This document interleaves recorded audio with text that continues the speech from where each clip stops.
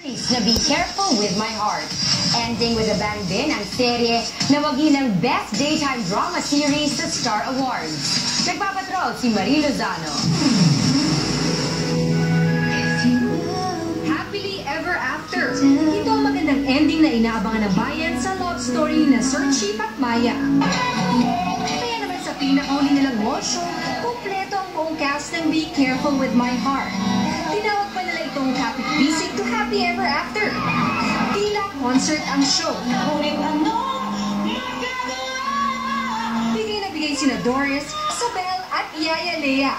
Acoustic performance naman si Aiza Sigera. Di naman nagpahuli ang karakter ni Sylvia Sanchez at Tito Pimentel na sina Teresita at Arturo. Na game sa Kissing Challenge. Kanya-kanya namang gimmick sina Abby, Luke, at Nikki. Pagdating naman ni Sir Chief at Maya, hiniya ng mga fans.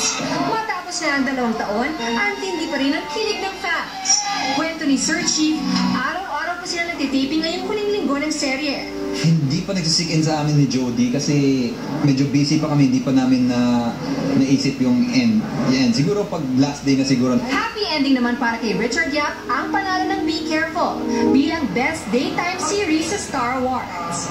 Parang bonus na yan sa amin kasi last 5 days na namin pagkatapos natanggap pa namin tong award na to. Sa Biyernes na magtatapos ang Be Careful With My Heart.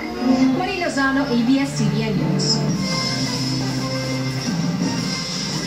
Be careful doon sa report kanina tungkol sa pungsoy-pungsoy na